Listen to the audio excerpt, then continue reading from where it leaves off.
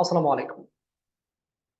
IELTS listening এ স্পিকারসরা এমন কিছু ইংরেজি টার্ম বা শব্দ ব্যবহার করেন যেগুলোর সঠিক অর্থ বা প্র্যাকটিক্যাল ব্যবহার আমরা যদি জানি না, তাহলে অনেক ক্ষেত্রে দেখবেন আমরা সঠিক উত্তর থেকে একটু ডাইভার্ট হয়ে যাচ্ছি। তো এর আগে আমি আইএলটিএস লিসেনিং এর ম্যাপের ক্ষেত্রে কিছু ইংলিশ টার্ম 7 থেকে 8টা হবে এগুলো দিয়েছিলাম, মোটামুটি কার্যকর। ওই শব্দগুলো বা টার্মগুলো ব্যবহার করার সময় আপনাকে একটু কনফিউশনে ফেলে দিতে পারে। তো ওই ক্লাসটা আমাদের আইএলটিএস লিসেনিং এর যে প্লেলিস্ট আছে সেটাতে গিয়ে একটু পেয়ে যাবেন। তো এই যে শব্দগুলো বা এই যে টার্মগুলো আমরা আসলে কোথায় থেকে পাই? এই যে আমরা রেগুলার প্র্যাকটিস করি বা স্টুডেন্টদেরকে পড়াই, তো একটা এক্সপিরিয়েন্স হয়ে যায় যে এই ওয়ার্ডগুলো অনেক সময় আপনাকে তারা ব্যবহার করবে যাতে আপনি একটু কনফিউশনে পড়েন। এটা একটা পরীক্ষা, সুতরাং কনফিউশনে ফালানি হচ্ছে কি তাদের একটা, এটা একটা ট্রিক। এটা হচ্ছে ইন্টারেস্টিং একটা ব্যাপার। এখন লিসেনিং যেহেতু হচ্ছে কি এটা ডাইনামিক, আপনি চাইলে কিন্তু লিসেনিং ট্র্যাকটাকে থামাতে পারবেন না। সো আপনার দ্বিতীয়বার কিন্তু শোনার সুযোগ থাকে না। সেক্ষেত্রে আপনার ওই টার্মগুলো বা ইংলিশ ওয়ার্ড গুলোর শব্দের অর্থ তো জানা উচিত, প্লাস এগুলোকে প্র্যাকটিক্যালি কোন অর্থে ব্যবহার করে, কেন ব্যবহার করে সেটাও আপনার জেনে নেওয়া উচিত।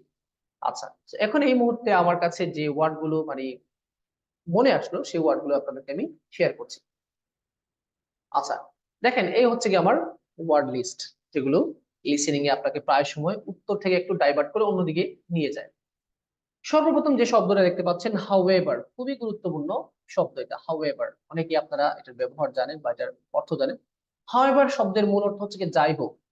এটাকে অন্য ভাষায় বলা হয় কিন্তু, মানে কিন্তু অর্থে ব্যবহার করা হয়। এই শব্দটা কেন ব্যবহার করা হয়?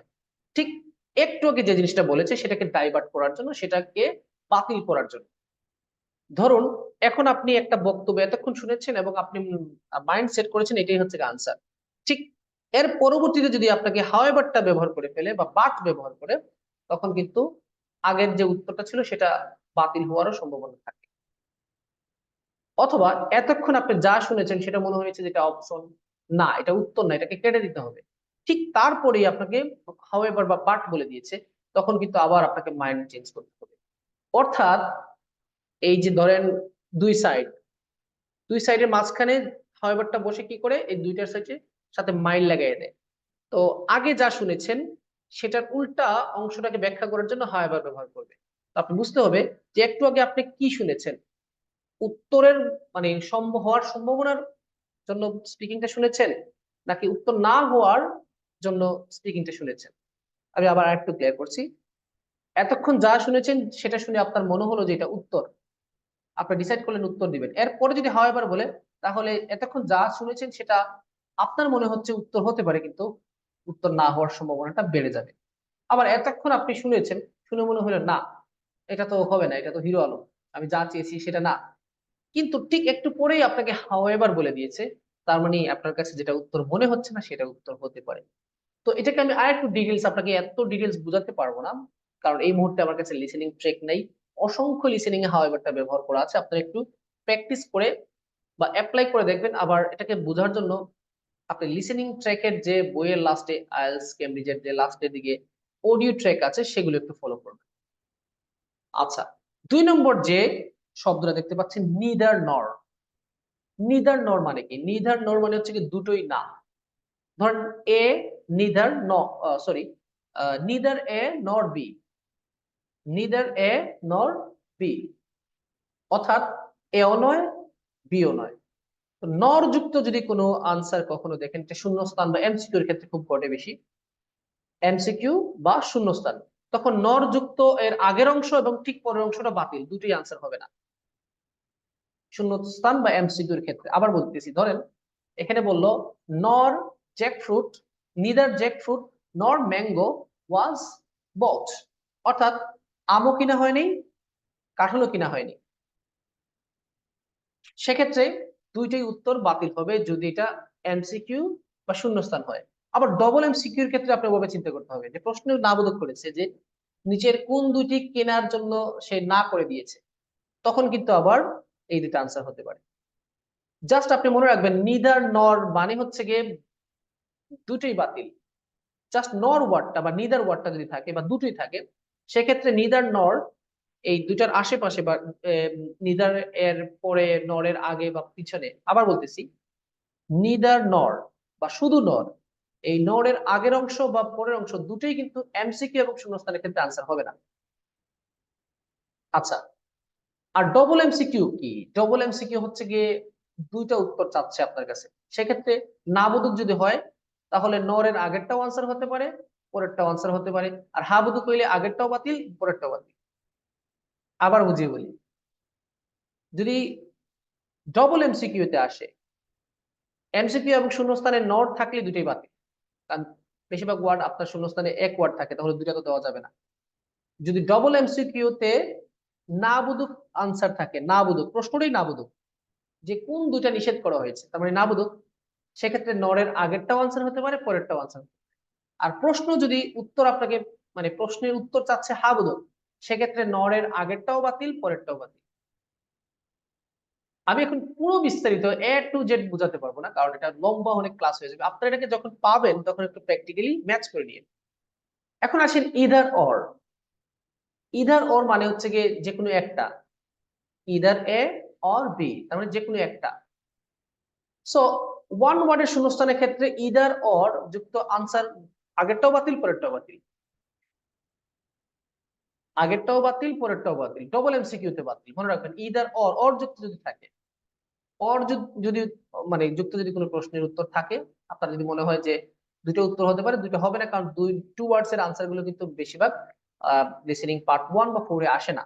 সো ইদার অর মানে হচ্ছে কি হয় এইটা নাইলে ওইটা। আর নিদার নর মানে কি ছিল? নিদার নর মানে হচ্ছে এটাও বাতিল, এটাও বাতিল। আচ্ছা, নেক্সট টু ক্লোজ টু, এটা ম্যাপের জন্য খুব প্রযোজ্য। আমি ম্যাপের ইয়েতে ওই ভিডিওতে এটা দিয়েছিলাম। নেক্সট টু বা ক্লোজ টু মানে হচ্ছে অতি নিকটে। এখন নেক্সট টু ক্লোজ টু এটা শুধুমাত্র জায়গার ক্ষেত্রে বা বস্তুর ক্ষেত্রে না, অনেক সময় ধারণার ক্ষেত্রেও, যেমন ক্লোজ টু মানে আইডিয়াটা ক্লোজ টু ছিল, এরকম ক্ষেত্রে অনেক সময় ব্যবহার করতে পারে। তবে ম্যাপে এটা বেশি কাজে লাগে, খুব বেশি কাজে লাগে। পরবর্তী দেখেন ইউজ টু বি, হওয়ার কথা ছিল। সো এটা এই ইউজ টু বি মানে হওয়ার কথা ছিল, তার মানে এটা খুবই একটা গুরুত্বপূর্ণ। কেন? অনেক সময় এটা হওয়ার কথা ছিল কিন্তু হয়নি, মনে রাখবেন তখন কিন্তু আপনাকে ডাইভার্ট করবে। ক্যামব্রিজ 15 একটু পরে দিন, ক্যামব্রিজ 15 চেক করে দেখবেন, এগুলো প্রায় মোটামুটি সবগুলোকে পেয়ে যাবেন। ক্যামব্রিজ 15 এর পার্ট 1 2 এগুলো দেখলেই মোটামুটি পেয়ে যাবেন। ইউজ টু বি মানে কি? হওয়ার কথা ছিল মানে বর্তমানে এটা না, হওয়ার কথা ছিল কিন্তু না। সো এখানে ইনডিরেক্টলি কিন্তু একটা নেগেটিভ ওয়ার্ড আছে। ইউজ টু বি মানে কি? হওয়ার কথা ছিল, কিন্তু এই হওয়ার কথা ছিল এর মধ্যেই লুকিয়ে আছে যে বর্তমানে এটা নাই। অতীতে ছিল, হওয়ার কথা ছিল, বর্তমানে হওয়ার কথা ছিল, এটা না, হয় নাই। পরবর্তীতে যে দুইটা অপশন আছে, ইজ নট, এখানে দিয়েছেন ইজন্ট, আমরা কি বলি? ইজন্ট। আর যদি একটু বড় করে বলি, is not. Isn't, is not. দুঃখজনক হলে সত্য যে ব্রিটিশরা এটাকে ইজ নটও বলে না, ইজন্টও বলে না, তারা বলে ইজন। ইজন, টি এর উচ্চারণটা করে না, ইজন, ইজন। আচ্ছা, এখন এটাকে বোঝানোর জন্য আমার এই মুহূর্তে আমার ব্রেইনে একটা প্রশ্ন আছে, Cambridge 15 test 1 part 1। Cambridge 15 test 1 passage 1 part 1 প্রশ্ন নম্বর 3। এটাকে হুবহু গিয়ে মিলিয়ে দেখেন, দেখেন তারা ইজন্টও বলে না, ইজনও বলে না।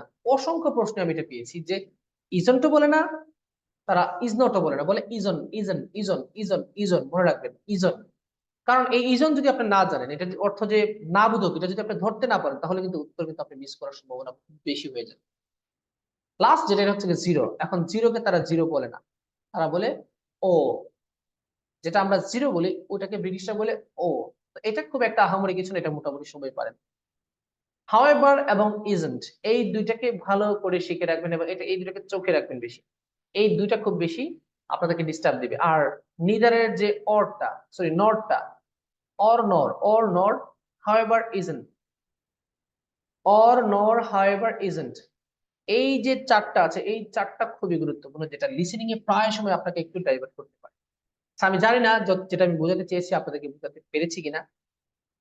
যদি মনে করেন যে জিনিসটা পুরো ক্লিয়ার হয়নি, কমেন্ট করে জানাবেন, চেষ্টা করবো এটার আপগ্রেডের কিছু দেওয়া যায় কিনা। সো আজকে এই পর্যন্ত, আল্লাহ হাফেজ, আসসালামু আলাইকুম।